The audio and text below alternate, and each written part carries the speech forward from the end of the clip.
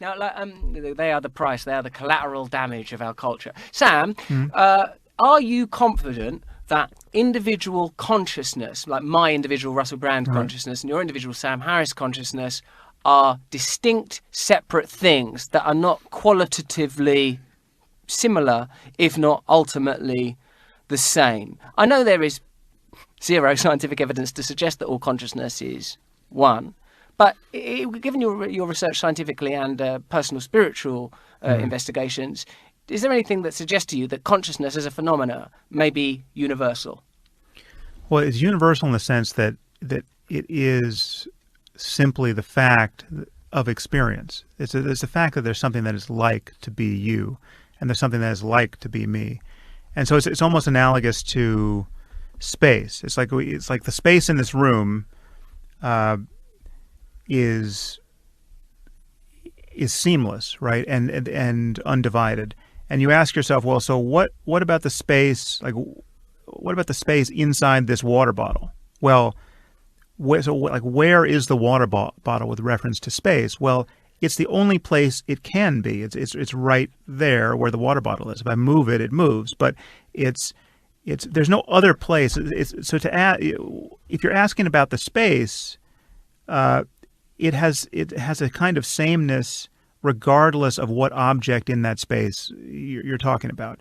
And consciousness has that property, at least conceptually. Now, we don't know how consciousness arises in the physics of things. We don't know if it's a product of matter. Yeah, I mean, there's certainly good reason to believe that it is, but we don't know how far down it goes. It could be a fundamental constituent of matter, or it could arise on the basis of assemblies of neurons. Is the good reason to believe that it comes from matter, that the more complex an organism is, the more evidence of functioning rational consciousness there is? Well, I mean, you sort of start the universe from the Big Bang, right? And the idea that,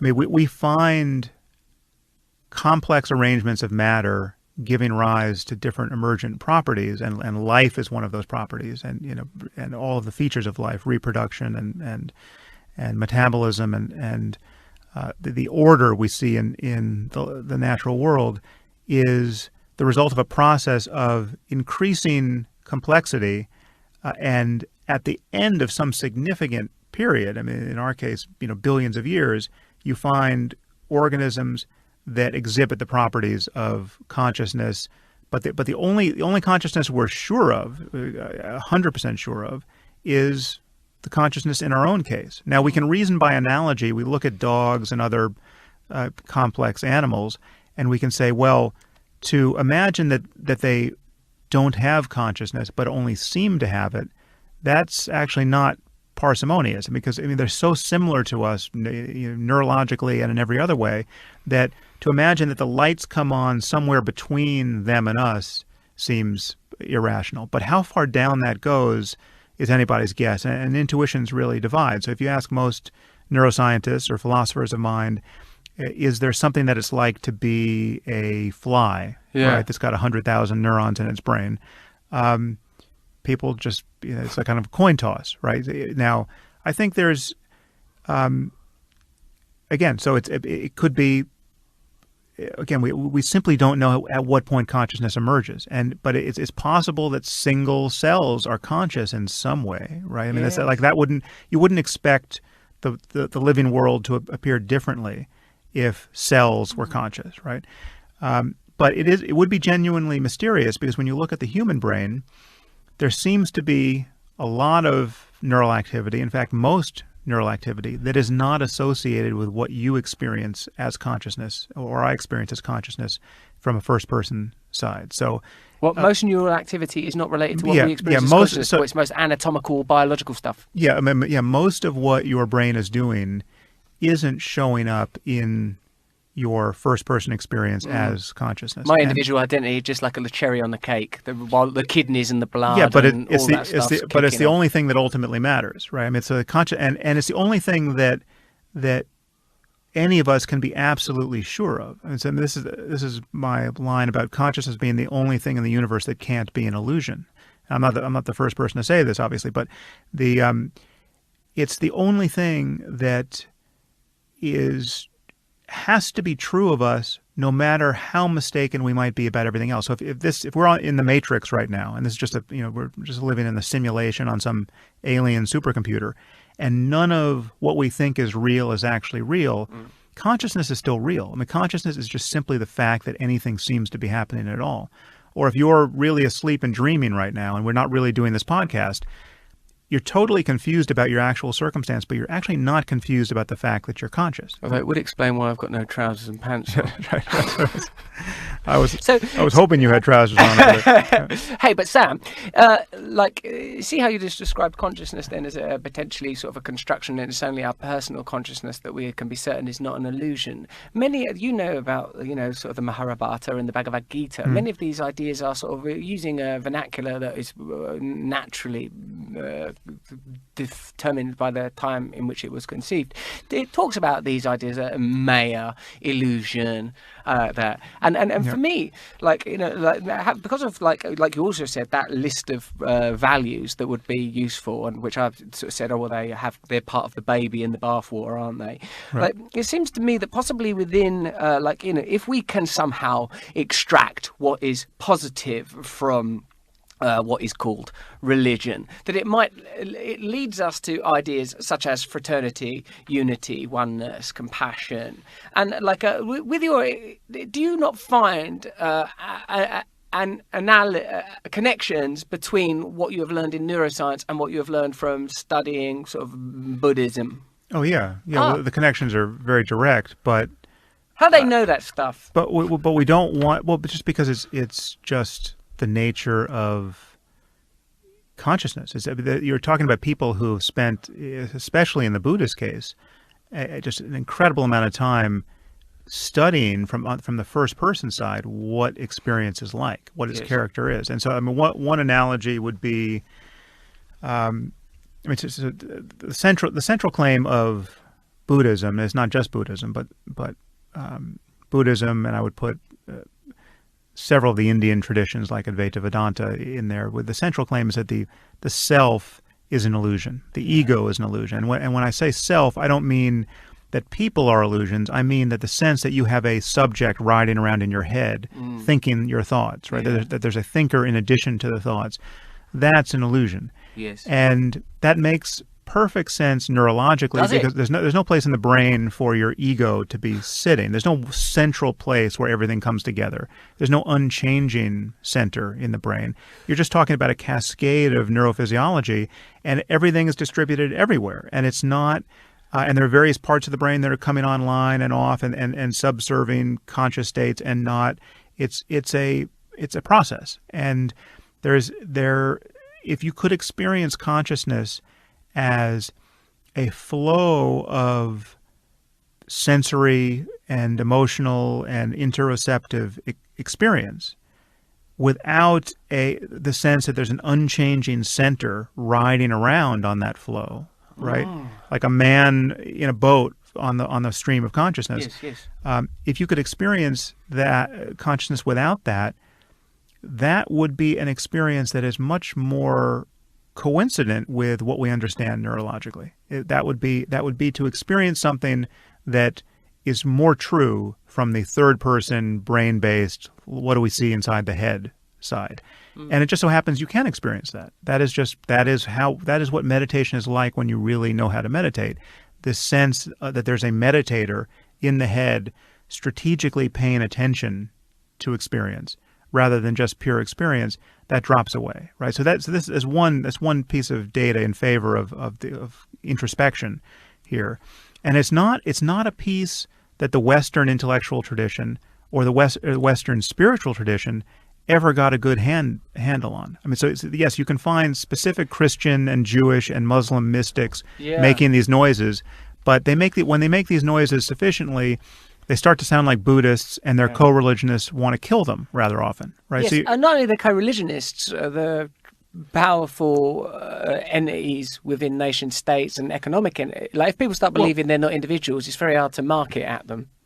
but we haven't had a lot of problems with people being killed for not doing enough shopping in shopping malls. I mean, because unless there's a shooting in the shopping mall, right. or unless the stuff they buy in the shopping mall kills them. But if you look at the history of Christianity and Judaism and Islam, you find people who, I mean, these are explicitly dualistic traditions. You have a soul. You have a soul that exists in relationship to the divine, and sure. that division I would say that the is reason maintained theologically. I would say, Sam Harris, that the reason that bifurcation occurred is precisely because were man's relationship with the divine prioritized in the manner that you've just been describing, that seems neurologically apposite, were that to become our priority, a materialistic, let's call it, lifestyle, a mechanistic social system such as the ones that we inhabit would be less fertile, because if people believed that the ultimate reality was not being experienced by the self, that there was no self, that unbinds us. That makes oneness a real possibility. That starts to suggest that your consciousness and my consciousness ultimately are the same, or at least there's nothing to suggest that they're any different, and that the things that we believe to be different are superficial accents acquired through culture and education. But that's also true materially, and we shouldn't give the material short shrift, because the material progress is the thing that frees attention to, just you roll back the clock long enough, you find people living in just perpetual states of trying not to die, right? You're fending off wild animals, you're exposed to the elements, you're suffering the consequences of disease, and you have no concept of what disease is, right? You don't know about the germ theory of disease, and your child dies, and you think it's because your neighbor shined the evil eye on the child, right? I mean, so it's like you have magical beliefs accounting for changes in the world, and they're completely fallacious, right? So the progress we've made in understanding the material world is all to the good, except we have all of these misaligned incentive problems and externalized damages to very good things. I mean, like, you want an iPhone, right? But you don't want people jumping off the roof of Foxconn because life is so painful there to make an iPhone, right? So is it possible to make an iPhone without creating just unendurable misery for some number of people? Undoubtedly, it must be true, right? We haven't figured it out yet, so as to make that the default, and we need to do that. But there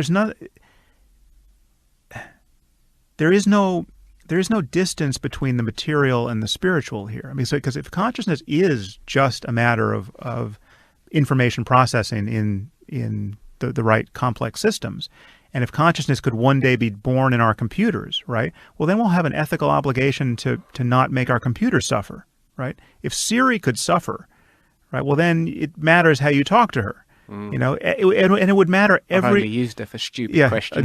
Mine's a bloke, actually. Oh, yeah? Why complicate life? And we're obviously not there yet, or it certainly seems obvious that we're not there yet, but at a certain point, we will very likely either be in the presence of conscious machines or think we are, right? We'll lose sight of, they'll emulate conscious systems in a compelling enough way that our default will be, I'm in relationship to this thing now, and to withdraw a sense of consciousness in that case would seem just unprincipled and unethical. I mean, we could well build machines that seem to have emotional lives, and even have more richer emotional lives than we do, because they're going to have access to all of human knowledge, all of the aesthetic products of human ingenuity for all of history, and they'll be able to talk about them and appreciate them and remind you of how much you love certain things, and react to your emotion faster and more accurately than your best friends or your spouse, right? Ultimately, we will very likely build these machines, and if we haven't understood how consciousness arises in physical systems, we'll think they're conscious, and we will maybe right or wrong about that. And whether we're right or wrong about that will be of huge consequence, because it would be it would be an absolutely abhorrent act to build conscious systems that can suffer in ways we don't even understand. Yes. And just to cavalierly, spawn this off in simulations and, on the Amazon cloud and not know what the hell we're doing. For me, though, of course, we've already created, that this is not just a hypothesis, because already all around us, as we've already fleetingly discussed, lie scattered the damaged and broken and presumably conscious entities that are our fellow human beings, our fellow Englishmen and Americans scattered and broken around us. Sam, so for me, here's 2 points to wrap up, because we've gone much longer than I intended to. Sure. It was trippy, huh? Yeah. There's quite a lot of questions still. Let me see if I can. I'm fine on time, so you can just. I'll see if I can do it as one tumble dryer, one whirling neurological sprawl, one linguistic regurgitation in your general direction. Here are the things that interest me. One, on a podcast I was listening to you do once, and it's an idea that's sort of more commonly understood, that possibly free will is an illusion, that decisions are made prior, so morality and ethics sort of suffer somewhat if that's true. Two, I don't think that final part holds. Oh, really? Yeah. Okay, I think you can have all the morality. You can have all the morality. Person. Helplessly, I've realised yes. about you. Yeah. You can have your morality and ethics without free will. Can have morality and ethics without free will, but their role, but the way we evaluate them has to be sort of looked at differently. Do it in one big. Let me do my vomit. Yeah, go for it. Then you do yours back. Yeah.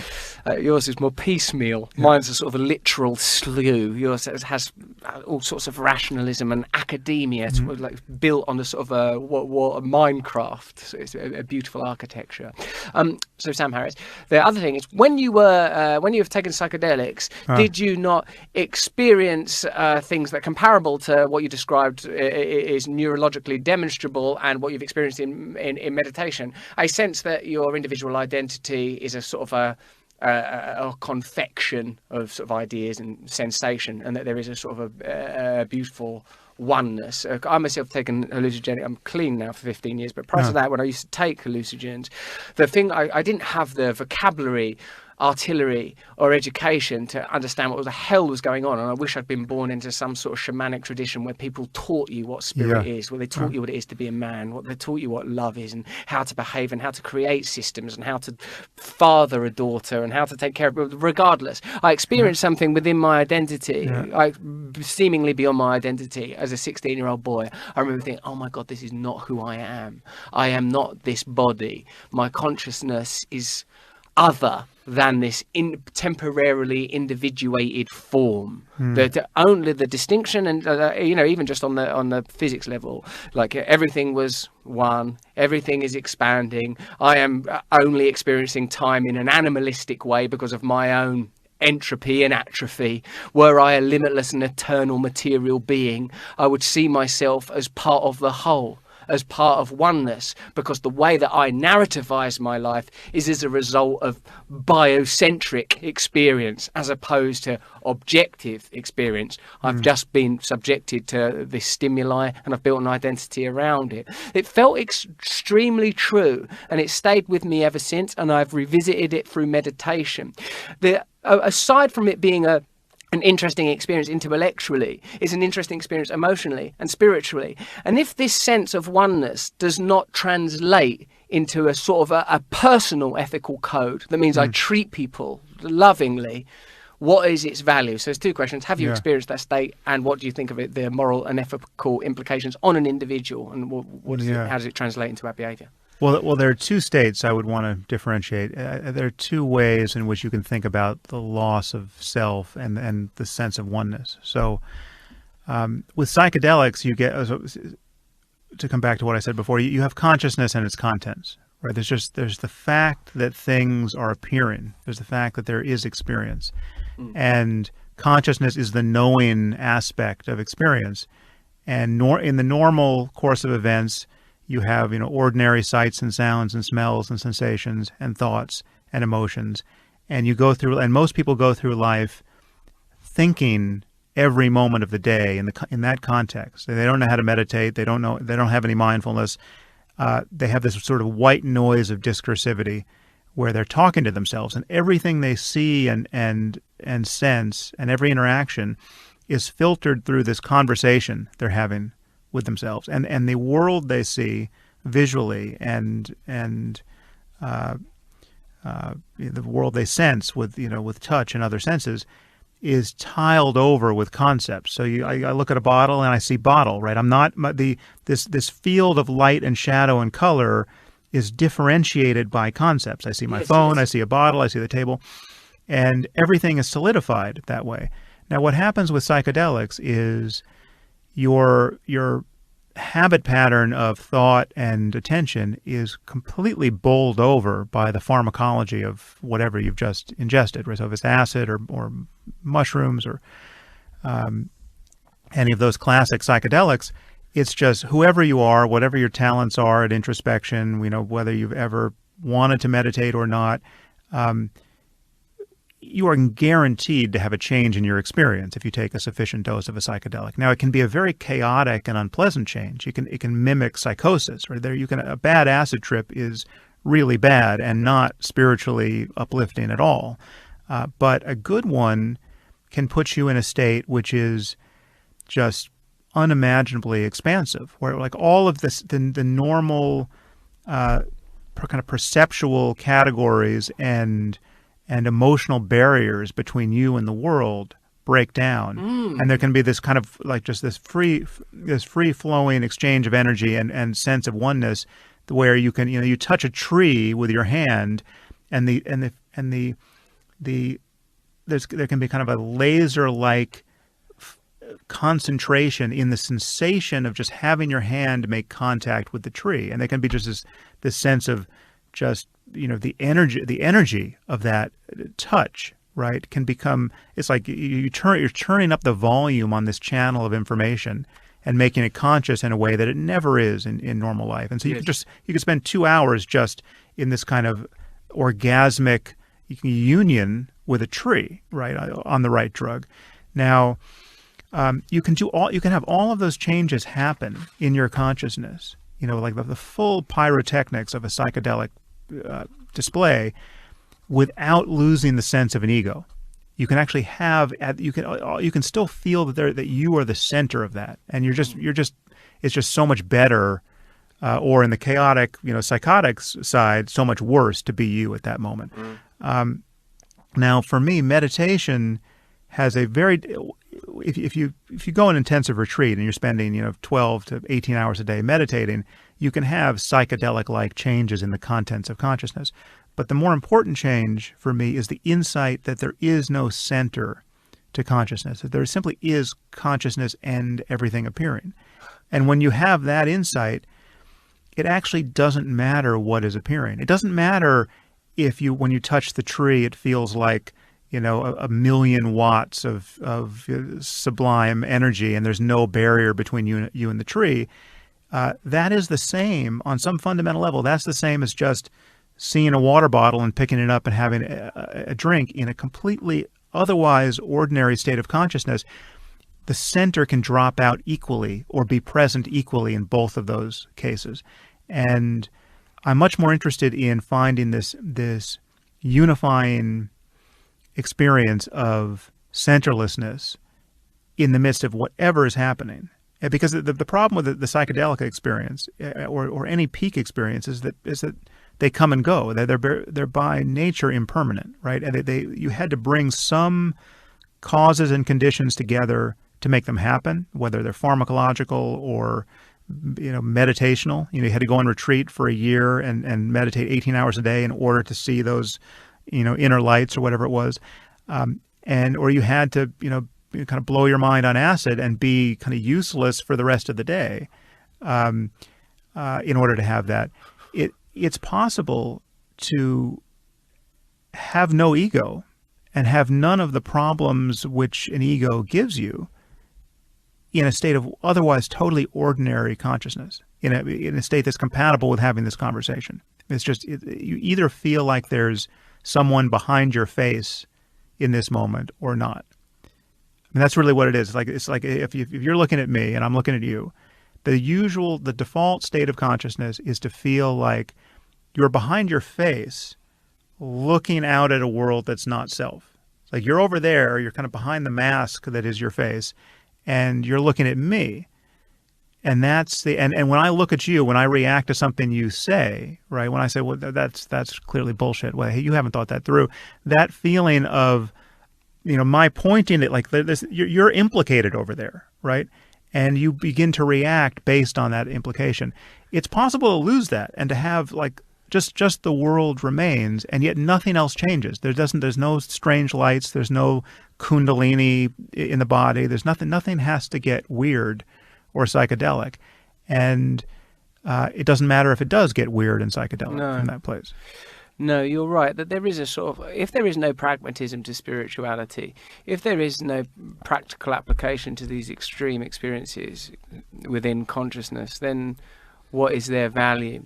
My feeling is that the sort of the linguistics and grammar of mechanics, the apparent separateness, the meaning of gesture, the very notion of you and I, there are moments where I experience it as temporal. There are moments where, to use the great Bill Hicks's, I think, perfect phrase, I feel that we are one consciousness experiencing itself subjectively.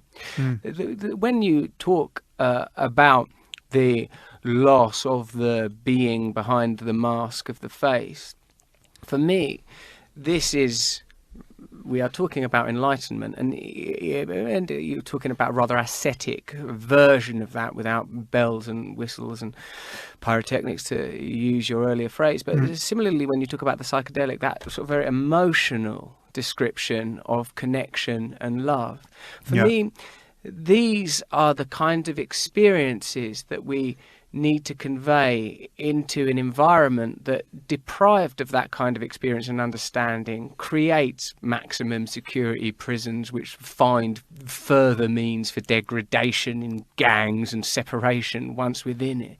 That we are living perhaps in a time that is, for me, determined by the extraction of the spiritual, as opposed to the sort of the amplification of it. And for me, the distinction that you and I have in the way that we view the world is that I feel that the main agent in extracting this element of spirit, without which I don't see a solution for the 7 billion people on this planet, that the main agent is post-secular capitalist culture, and you believe I that don't it's agree. religion. Well, no, it's not only religion, but it's dogmatism. It's bad ideas that are immune from criticism and therefore remain effective. So what we need, well, again, it comes back to conversation and violence. We need successful conversations. We need to converge. We need to find the thing that can be said so as to get the people who are wrong to recognize it, right? And that's all of us some of the time, right? It's like how long do you want to be wrong for?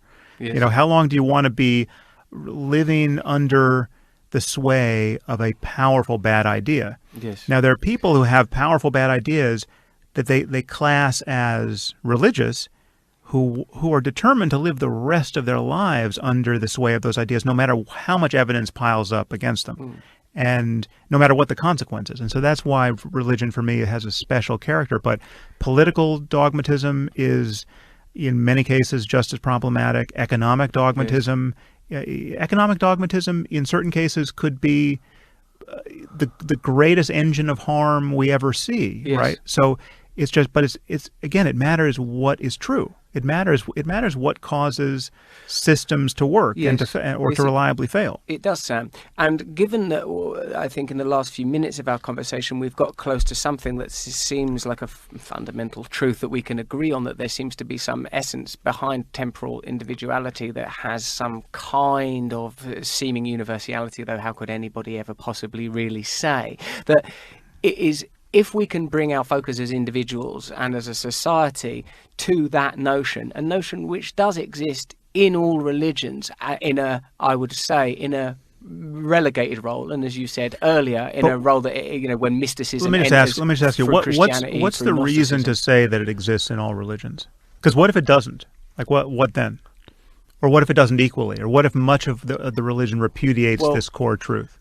Well, I would say that you and I are having the same conversation and agree about something fundamental, and to elect to disagree for the purposes of hypotheses would be a silly thing to do, because within Christianity, as you've already said, there's a mystical tradition. Within Islam, there is. Within Buddhism, it's sort of more practically delineated. It's in Jainism. I don't know all religions. I don't know enough about it. But what I'm saying is it like that? What excites me is when I see perennial mythic templates recurring through folklore, faith, monotheism, pantheism, that all seem to infer the truth that you are personally describing, that you have psychedelically described, that you have neurologically described. For me, that's important.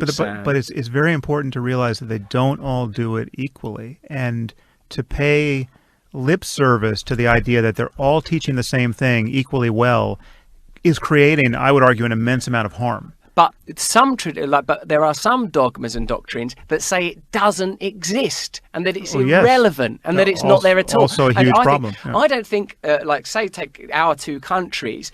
I don't think the dominant ideologies are drawn from religion. They're drawn from post-Enlightenment, rational, materialistic ideas, and from economic ideas, and colonial ideas, and post-Westphalian treaty ideas of state and nation and power. People aren't going like the big problems aren't derived from a sort of a religious source, and if they are the very components that share those qualities with non-religious power structures. The important thing, and the thing that is not present almost by definition in a secular culture, is this idea of essence and truth, other than through mechanistic exploration through science, which, whilst, as you have already brilliantly explained, is invaluable, it can't, like, I know you've done talks that directly contradict this, but we can't answer the questions of the experience of essence yet, and perhaps one day we will. But so it seems to me that at some point faith will be required. Let me give you one example that I think ties together a lot of what we disagree about here, and it crystallizes the point I am urging you to take seriously. And this Do you think that I don't take it seriously? Yeah, I mean, this is the. You think I don't take it seriously? This particular point. Let me just crystallize this point, and it's the problem of dogmatism. Why dogmatism is basically always bad and unforeseeably bad. You can't in advance know how bad a dogma is going to be just by considering the sentence on paper. But the dogmatism is just the wrong methodology for getting anywhere worth going, because it is the antithesis of open conversation. Yeah. And so, and this is the example that I now always use because it just is so clear. The dogma that all human life is equally sacred, all human lives are equally valuable, and that life starts at the first moment, the moment of conception, right? Now, this on its face, if you just told me, if 20 years ago you said, what if someone who believes this, what sort of needless human misery is he going to manufacture? I would say, well, this is the most benign thing you could possibly believe. Who's going to get killed in the service of this dogma, right? Who's going to be tortured for decades in the service of this dogma? But when you look at what people have traditionally done with this specific idea, and this is a Judeo-Christian idea, and it's in the American Constitution, so it's a nationalistic idea also. But especially the link to the moment of conception. You look at the millions of Americans who opposed embryonic stem cell research, right? With all the promise that held, right? Here we have Petri dishes filled with, it's imagined, hundreds of human souls that are microscopic. And to kill those souls would be tantamount to murder. To experiment on those souls would be tantamount to murder. And therefore, they didn't want to have a conversation about all of the children and adults with life-deranging injuries and diseases who might have been helped had progress been made in that area. Now, that is a psychotic moral attitude made possible by the most benign seeming dogma, right? I mean, literally, we're talking about people who, No, but that's just one aspect of it. There's an understandable squeamishness about human life, and we've all seen like the little baby pro-life type images and stuff. But also, Sam, there's an ongoing dialectic between the scientific community and religious community of who's got the right to be the the parental figure in ownership of the public sphere and the public soul, in inverted commas. So, like, there's a lot of kickback, atavistic kickback from Christian groups over these sort of, like, evidently beneficial scientific endeavors. But it's a sincerely held belief. I believe Sure the thing. soul enters the zygote at the moment of conception, and then therefore I'm worried. And it's a sort of an interesting sort of notion, and I think you and I would be on the same side of that particular argument, clearly. But what I would say is that we need to again revert to focusing on what is truly divine or sublime, these moments of interconnectivity and oneness, and then we wouldn't need trash talismans to be placeholders for meaning in a culture that has lost its meaning, I would say in significant part because the role of the spiritual has been relegated to meaninglessness in favour of a materialistic, mechanistic culture that leads ultimately to sort of widespread consumerism and sort of unconsciousness, that we're continually in that world of reiterative thought, constant tangled thought, that because people have no experience of the sublime, of the divine. But again, I just wouldn't. So you have your own fetishistic objects, like this notion of consumerism, right? So like you and I are having this conversation in a podcast studio at Headspace.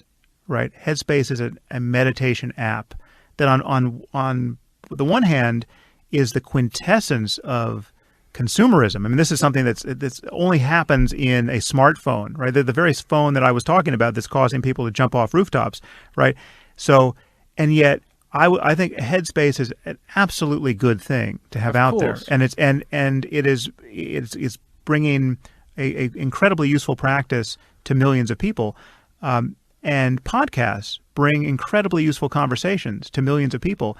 All of this is enabled by mere materialism and mere consumerism.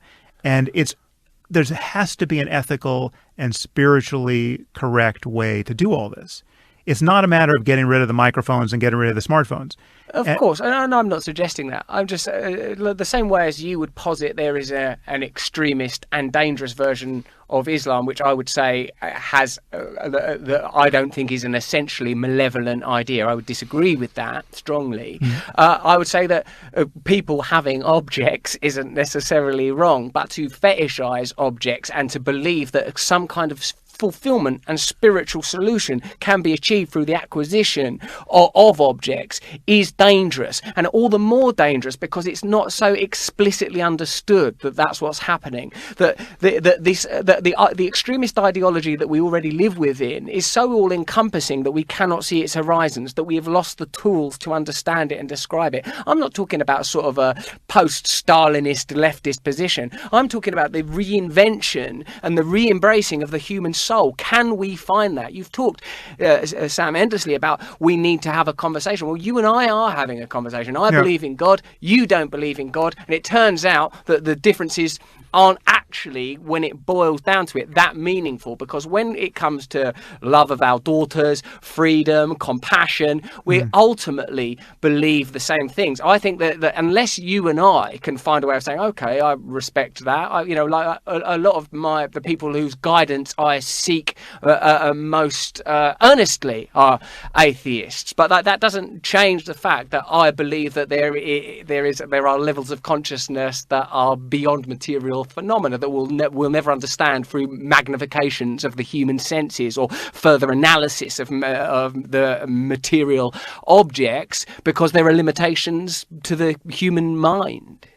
And ultimately, and importantly, Sam, I also think that all of this stuff, all of this ethereal wittering has no meaning unless it translates into love and compassion, unless there is some meaning in the idea that there is some connection between a tree and a hand if you achieve the correct mental state. Yeah, I mean, again, there are wrinkles here that I just want to flag. One is that extreme mental pleasure is divorceable from ethics. So, for instance, to go back to this perverse case that we started with, suicide bombing, I have good reason to believe that the mental state of a suicide bomber before he... You think it's euphoric? Yes. We're not talking about suicidal people who are just trying to end the depression as fast as possible.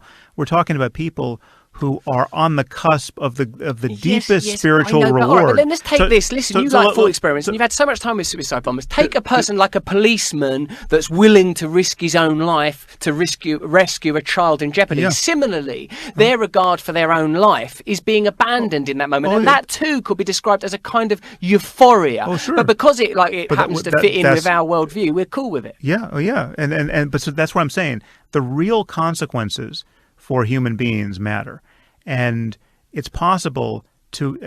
I mean, euphoria is something, and a sense of meaning is something that can be totally misaligned with what I think we would agree is an actual ethical relationship and an actual spiritual insight. And so euphoria is not a perfect guide.